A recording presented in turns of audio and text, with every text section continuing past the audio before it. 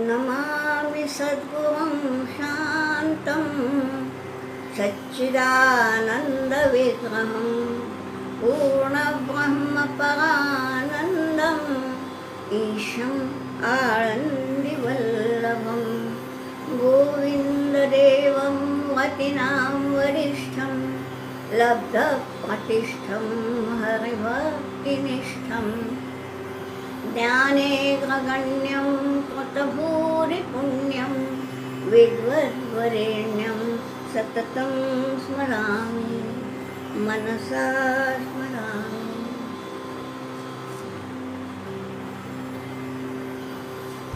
कल हम 32वें श्लोक तक हम आके रुके थे। वहाँ पे भगवान ने बतलाया था अर्जुन को, नहीं 32वें नहीं, कल हम कहाँ रुके थे? 31वें श्लोक में हम रुके थे। और यहाँ भगवान ने बोला था कि सर्वभूत स्थितम यो माम भजति एकत्वमास्थितः सर्वथा वर्तमानोऽपि स योगी मयि वर्तते। बहुत मार्के की बात है, बहुत महत्वपूर्ण बात है। ये बतलाया है भगवान ने कि जो मुझे सारे भूत मात्र में जो मैं बसने वाला हूँ, जो मुझे पहचान लेता है, शरीर किसी का भी हो, किसी भी प्राणी का हो, उसी के भीतर मैं हूँ, चैतन्य जो है वो मैं हूँ, ये जिसने समझ लिया, इसका आकलन जिसे हो गया, तो उसके लिए भगवान ने बोला है कि वो सर्वथा वर्तमानों पे, वो चाहे किसी भी अवस्था में हो, कुछ भी काम करता हो ये देह से, लेकिन सयोगी मयि वर्तते, वो योगी है और वो मयि वर्तते, वो मेरे भीतर रहता है, यानी मेरे हृदय में उसका स्थान है। यहाँ तक आके हम कल रुके थे। और अब भगवान आगे कहते हैं, 32वां श्लोक है, आत्मौपम्येन सर्वत्र समं पश्यति योऽर्जुन सुखं वा यदि वा दुःखं स योगी परमो मतः। अभी तक जो भगवान ने बतलाया अर्जुन को, वो सब का सार यहाँ आया है। क्या बतलाया है कि हे अर्जुन, यो सर्वत्र समं पश्यति, जो सब जगह, सभी प्राणी मात्रों में, सभी स्थानों में फैले हुए, बसते हुए मुझको पश्यति, जो मुझको देखता है, समान रूप से देखता है, भेदभाव नहीं करता। और क्यों? आत्मौपम्येन। कल भी शायद मैंने इस बात की चर्चा की थी कि आत्मौपम्य क्या है, आत्मा की उपमा क्या है। आत्मौपम्य यानी स्वयं के समान मानना, यानी मुझे यदि किसी चीज़ से दुख होता है तो वही चीज़ दूसरों को भी दुखदायी हो सकती है, ये सोचकर वो चीज़ उसके लिए प्रयुक्त नहीं करना। किसी चीज़ से मुझे यदि आनंद होता है, समाधान मिलता है, तो दूसरे को भी उसी चीज़ से समाधान होगा, ये मान करके उसको समाधान देने का प्रयास करना। सब में एक ही उपमा है। आत्मा उपम्य यानी यही है, सर्वत्र समं पश्यति, सभी में एक ही आत्मा है। और आत्मा जो है, सही माने में जो आत्मा है वो तो निर्गुण निराकार है, उसके लिए सुख भी नहीं है, दुख भी नहीं है। लेकिन होता क्या है कि वो हमारे देह में है, देह में मन भी है, प्राण भी है, बुद्धि भी है। और इसलिए कुछ चीज़ें प्राण को कष्ट देती हैं, क्लेश देती हैं। भूख है, प्यास है, अगर भूख प्यास नहीं मिटी, परेशानी हो जाती है, क्लेश होते हैं। कौन होता है परेशान? प्राण। तो जो प्राण मुझ में है वही दूसरा में है, ये सोच के किसी को भूखा नहीं देखना, यह है आत्मौपम्य। यहाँ ये बतलाया है कि हे अर्जुन, यहाँ आत्मौपम्येन सर्वत्र समं पश्यति, किम समम पश्यति सुखम वा यदि वा दुखम, सुख हो या दुख हो वो सर्वत्र समम पश्यति, कि इस चीज़ से सुख होता है, इस चीज़ से दुख होता है, ये सोच के जो सर्वत्र, केवल पश्यति का मतलब क्या, पश्यति यानी देखना, यानी वो समान देखता है बस हो गया। अरे नहीं, वो देखने के बाद उसी के अनुसार आचरण करना है। कि यही बात है कि सुख हो या दुख हो, जैसा मुझे होता है वैसा ही पर उसको भी होगा फलाने को, तो उसके लिए वैसा आचरण करना, ये जो होगा वो जो कर सकता है सहयोगी, वो योगी है। यानी जिसको हम योगी समझते हैं, जो योगाभ्यास करते हैं, जो वनों में रहते हैं, एकांतवास में रहते हैं, वे तो योगी है ही, उसके लिए कोई ये नहीं है, उसका खंडन नहीं किया है। लेकिन जो इस संसार में रहता है, व्यवहार करता है, सबके साथ बातचीत करता है, क्या उनमें कोई योगी नहीं होगा? होगा। ये भगवान कहते हैं कि सहयोगी, और केवल योगी बोल के नहीं रुके हैं भगवान, उसको एक विशेषण भी दिया है, स परमः योगी, सहयोगी परमो मतः, ये मतः यानी माना जाता है, उसको परम योगी माना जाता है। जो रहता तो इस संसार में है, व्यवहार उसके संसार में होते हैं, लेकिन मन उसका संसार में लिप्त नहीं है, मन जुड़ा है भगवान से, और जो भी उसके हाथ से काम होते हैं सर्वथा वर्तमानों को पिछले श्लोक में बताया था, वो जैसे भी हो, जो भी कुछ करता हो, वो सब भगवान के लिए करता है, भगवान की प्रसन्नता के लिए करता है। ये नहीं कि कुछ मैं उससे पाऊँ, पाने के लिए नहीं करता, केवल भगवान को देखता है हर चीज़ में, और भगवान की सेवा में सुख है ये समझ लेता है और सेवा करता है, उसका रेम्यूनरेशन नहीं चाहता। जो ऐसा होगा वो परमो योगी मतः, उसको परम योगी माना जाता है। यही एक श्लोक है जो अभी तक जितना भी बताया उसका सार है, ठीक। लेकिन ये सब बोल के भगवान तो मौन हो गए। बाद में अर्जुन बोलता है, अरे ये तो सब बताया, लेकिन ये मेरे पल्ले नहीं पड़ा। अर्जुन जो बोलता है, क्या बोल रहा है देखिए, अर्जुन के 2 श्लोक हैं। अर्जुन बोलता है, अर्जुन उवाच योऽयं योगस्त्वया प्रोक्तः साम्येन मधुसूदन, एतस्याहं न पश्यामि चञ्चलत्वात् स्थितिं स्थिराम्। चञ्चलं हि मनः कृष्ण प्रमाथि बलवद्गुणं, तस्याहं निग्रहं मन्ये वायोरिव सुदुष्करम्। क्या बतलाया है? यो अयम योगः त्वया प्रोक्तः साम्येन,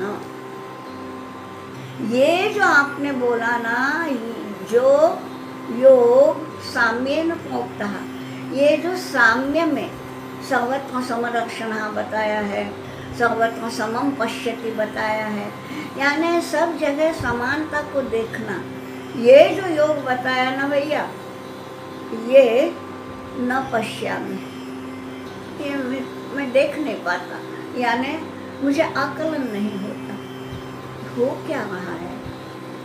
योगाभ्यास करना, आसन करना, प्राणायाम करना, ये तो अपेक्षाकृत सरल है, क्योंकि ये सारा हम देह के द्वारा करते हैं। लेकिन ये जो समानता की दृष्टि है, ये भीतर की है, बहुत डीप है, बहुत अंदर जाना पड़ता है, और ये हर एक के बस की बात नहीं है। इसलिए भगवान अर्जुन बोलता है भगवान से कि ये जो साम्येन योगः प्रोक्तः, सर्वत्र समानता देखना, ये जो योग का एक विशेष अंग बतलाया ना, एतस्य स्थितिं, इसकी स्थिति, इसका रहना, और वो भी कैसा रहना, स्थिराम, इसका स्थिर रहना मन में, न पश्यामि, ये तो नहीं होता। सर्वत्र सम कैसे मैं देख पाऊंगा, ये कठिन है ना। क्योंकि देखिए हमारी इंद्रियां जो हैं वो बाहर दौड़ लगाएंगे ही, ठीक है। मन जो है वो इंद्रियों का साथ देना चाहता है। अब मन को यदि हमने वश कर लिया तो इंद्रियां अपने आप वश हो जाएंगी, लेकिन मन को वश करना आसान है क्या? मन चंचल है, इसलिए ये बोल रहा है चंचलत्वात्, चंचलता के कारण स्थिराम स्थितिम न पश्यामि। जो चंचल है वो स्थिर नहीं हो सकता, बिल्कुल बनी बात है। ये दोनों तो परस्पर विरोधी हैं, या स्थिर या चंचल, दोनों एक साथ कैसे होंगे? ये बोल रहा है अर्जुन भगवान से कि मेरा मन तो चंचल है और तुम कहते हो स्थिर रहो। न पश्यामि, मुझे नहीं समझ में आता। क्यों नहीं समझ में आता? देखिए, चंचलम है मन कृष्ण, मन तो चंचल हुआ करता है, और केवल चंचल नहीं, मन के लिए और भी विशेषण प्रयुक्त करता है अर्जुन। अर्जुन बोलता है मन कैसा है? एक तो चंचल है, फिर प्रमाथी है, प्रमथन करता है, झिझोड़ डालता है। मन जो है ना वो जितना अस्वस्थ कर देता है, बेचैन कर देता है, अपने मस्तिष्क को झिझोड़ डालता है, वो सब मन करता है। बुद्धि ऐसा नहीं करती। बुद्धि कैसी है? बुद्धि को व्यवसायात्मिका बुद्धि एकेह को नंदन, वो व्यवसायात्मिका है, वो निश्चयात्मिका है। बुद्धि कुछ निश्चय करती है, चंचल नहीं है। मन चंचल है, और वो चंचल होने के कारण प्रमाथी है, प्रमाथ करता है, माने प्रमंथन करता है, माने मन को एक जगह, अपने विचारों को भी एक जगह नहीं रहने देता, अपनी इंद्रियों को भी स्थिर नहीं रहने देता। ये सब काम किसका है? मन का। केवल प्रमाथी है? नहीं। केवल चंचल है? नहीं। और बतलाया है बलवद, बहुत बलिष्ठ भी है, शक्तिशाली भी है। सोचा कि इस मन को हम दबा के रखेंगे, नहीं, वो उछल पड़ता है। क्यों उछलता है? क्योंकि उसमें ताकत है उतनी। हमने बुद्धि के अनुसार मन को ढालने का प्रयास किया भी, तो भी मन जो है वो बलवत है, बहुत ही शक्तिशाली है, और स्वभाव उसका चंचल है। चंचल, शक्तिशाली होना और चंचल होना, ये जहाँ एकत्रित होता है वहाँ क्या क्या नहीं होता।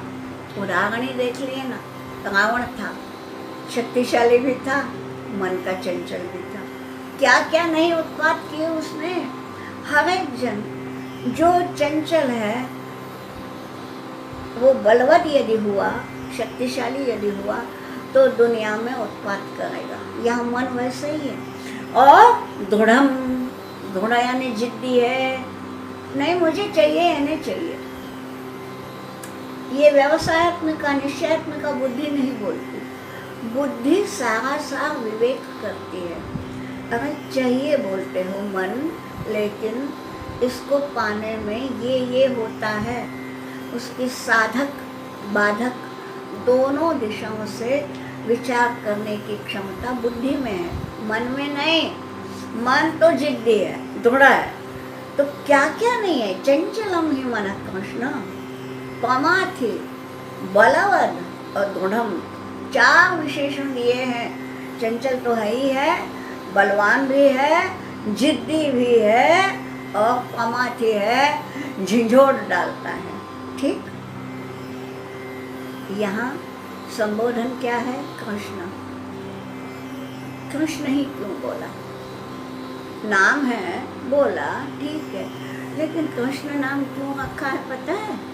जब ये कृष्ण, ये यहाँ तो हुआ ही नहीं ना, उनके यादवों के घर में पैदा हुआ बेचारा, यादवों के नहीं, ग्वालों के घर में पैदा हुआ, यादवों के घर में तो हुआ ही नहीं। यादव यानी ग्वाले नहीं, समझ लीजिए।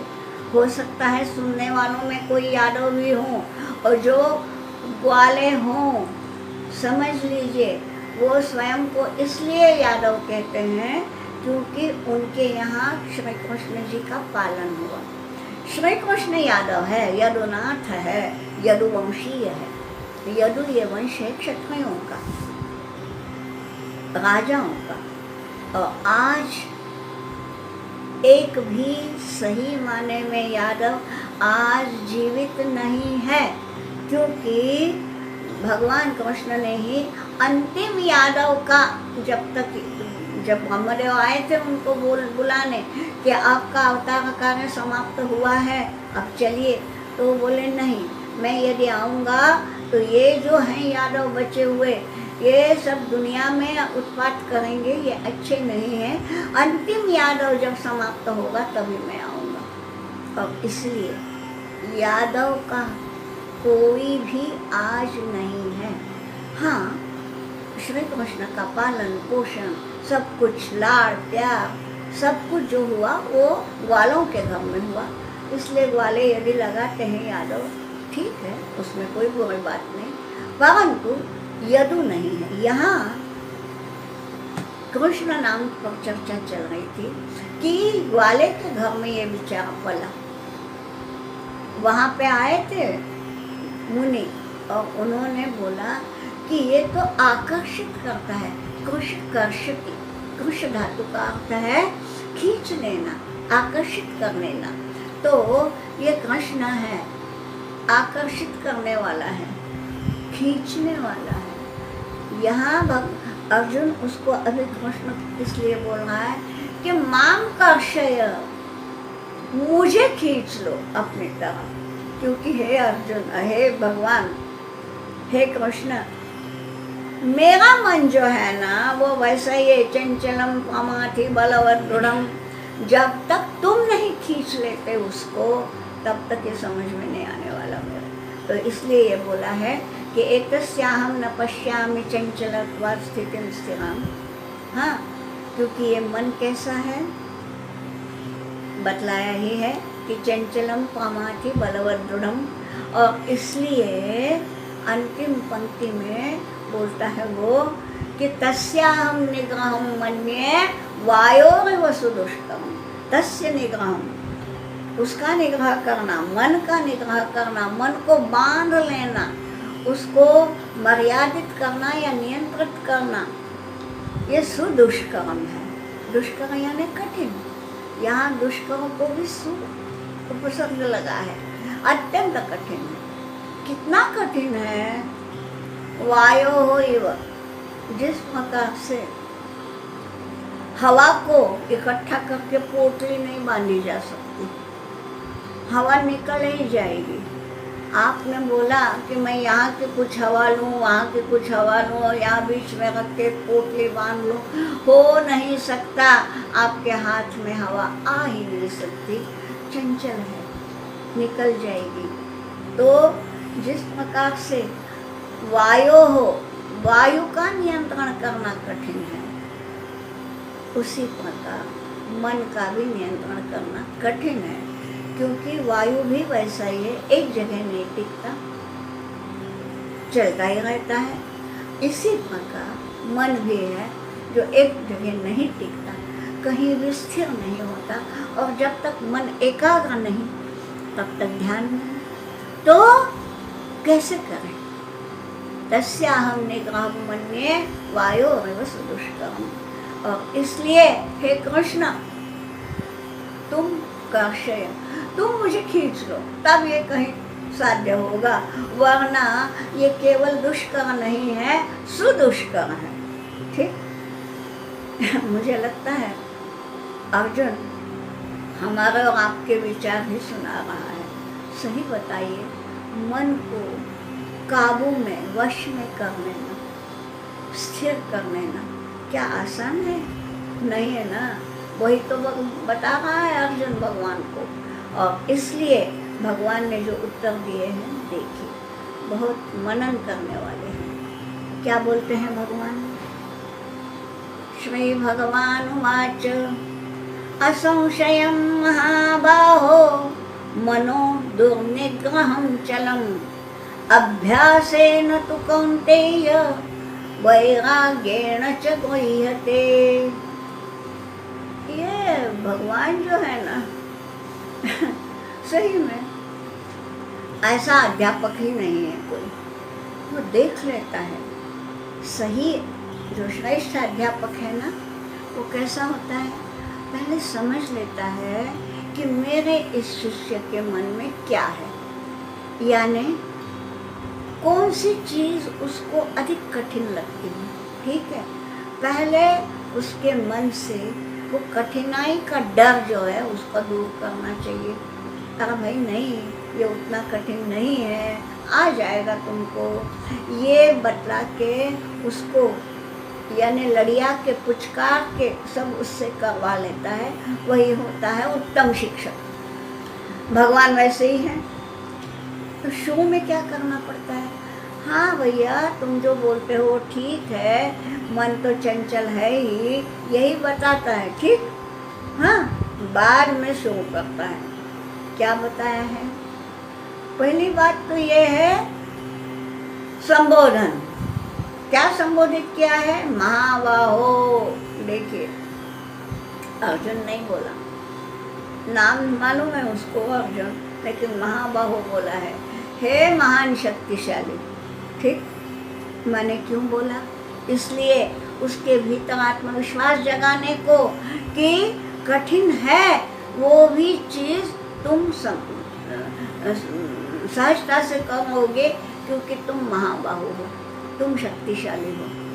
उसके भीतर शक्ति है, उसकी भी याद दिलानी पड़ती है। रामायण में मालूम है ना, हनुमान जैसी शक्ति किसमें होगी, लेकिन वो समुद्रों को देख के थोड़ा सा ये हो गया था कि इसको कैसे लांघ जाए। उसके भीतर का आत्मविश्वास किसने जगाया? जाम्बवान ने जगाया। इसी प्रकार यहाँ अर्जुन के भीतर का आत्मविश्वास भगवान जगाते हैं।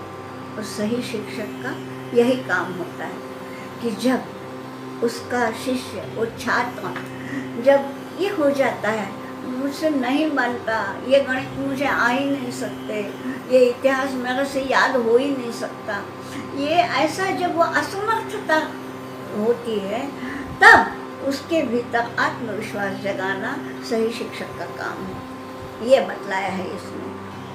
तो कैसा करना? पहले तो उसका संबोधन, महाबाहु।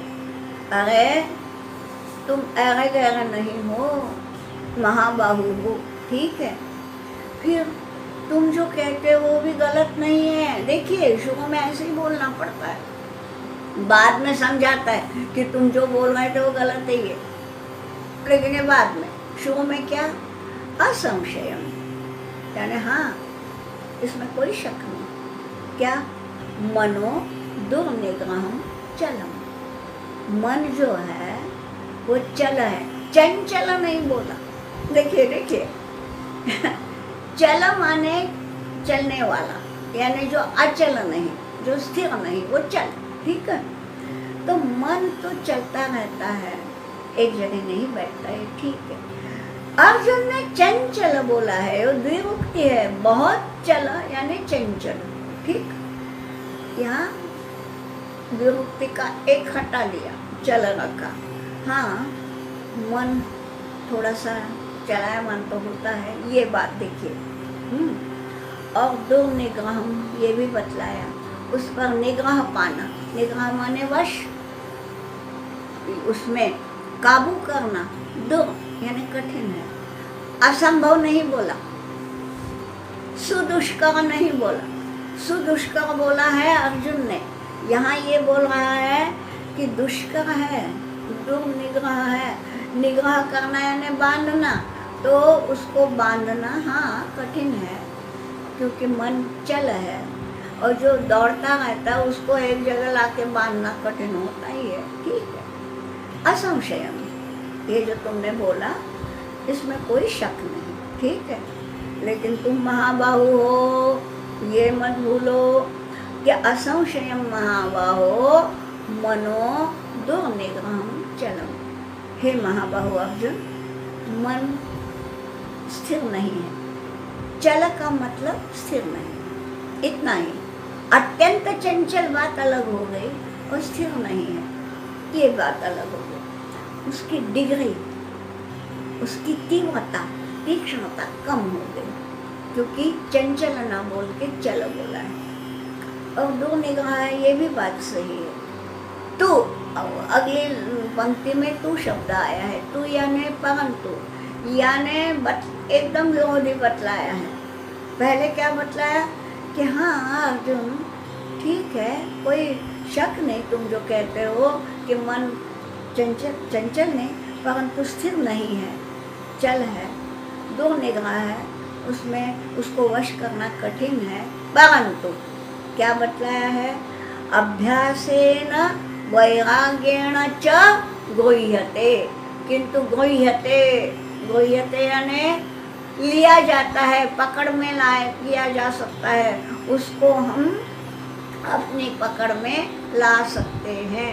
गृह्यते ये कर्मणी रचना है, पैसिव कंस्ट्रक्शन।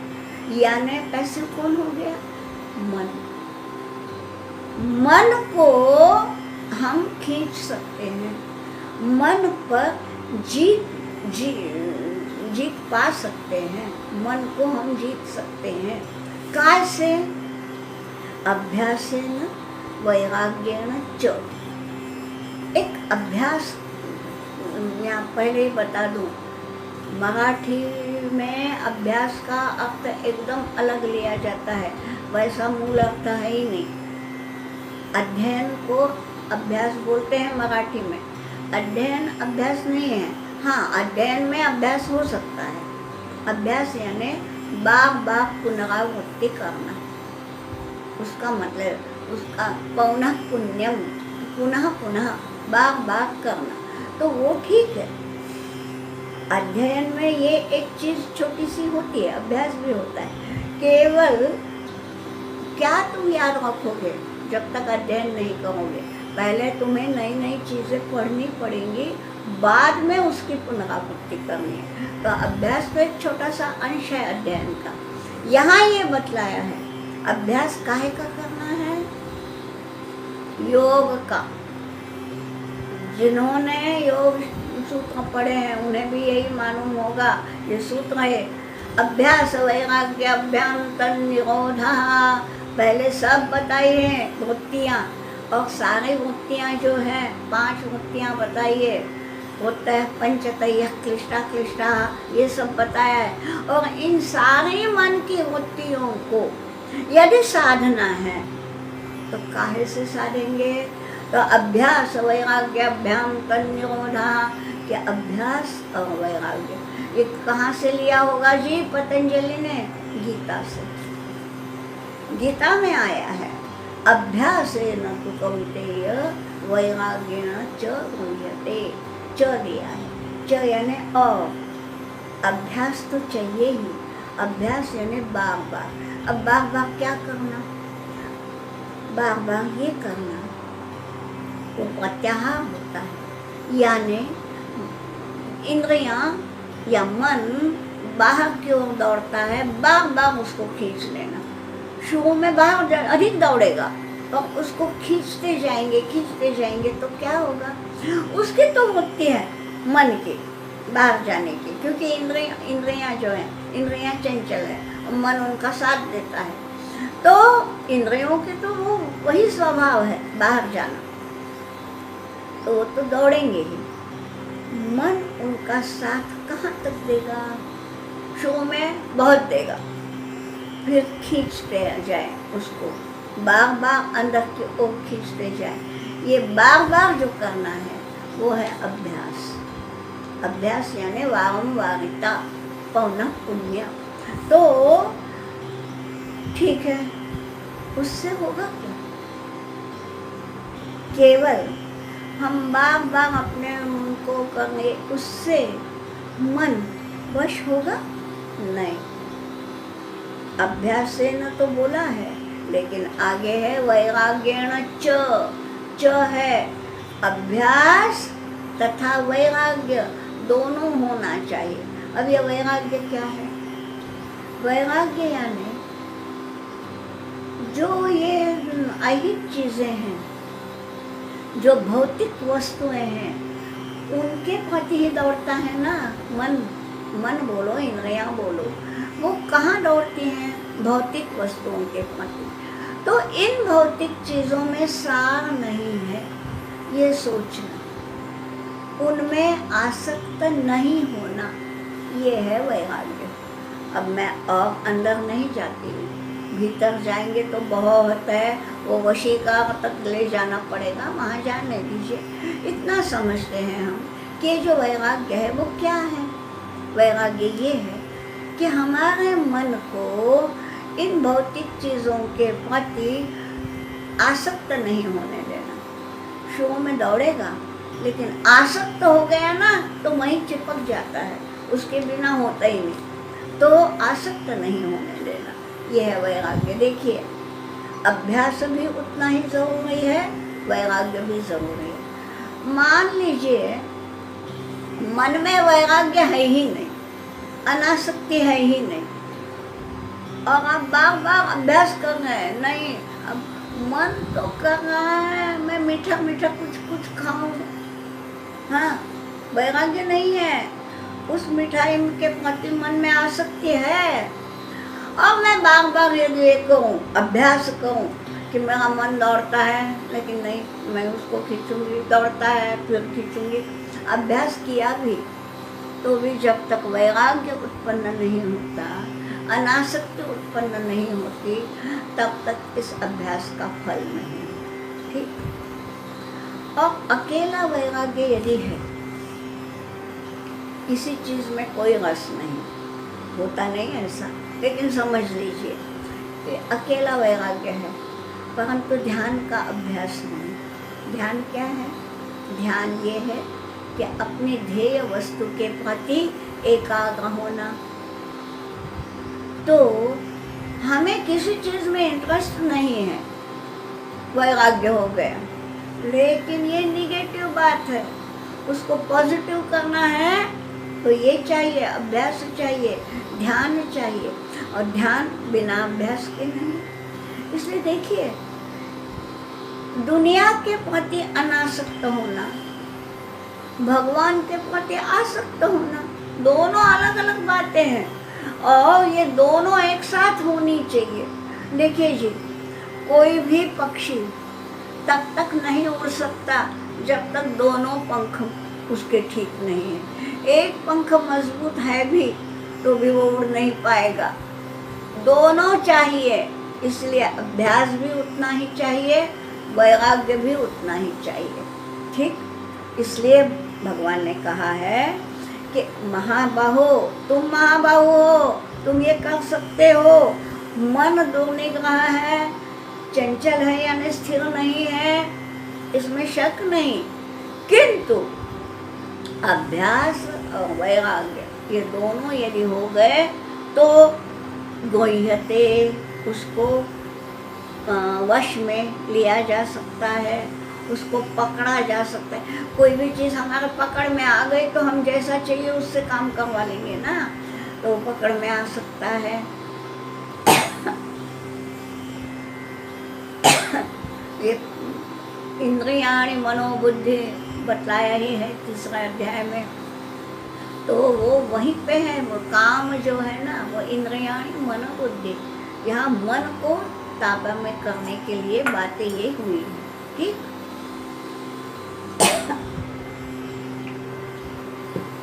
फिर क्या बताया है आगे? आगे भगवान कहते हैं, असंयतात्मना योगो दुष्प्राप इति मे मतिः, वश्यात्मना तु यतता शक्यो वाप्तुमुपायतः। यानी पहले तो अर्जुन के साथ थोड़ी सी सहमति जताई कि मन चंचल है, यहाँ तक ठीक, किंतु उसको वश में लाया जा सकता है। उसके लिए अभ्यास और वैराग्य आवश्यक है।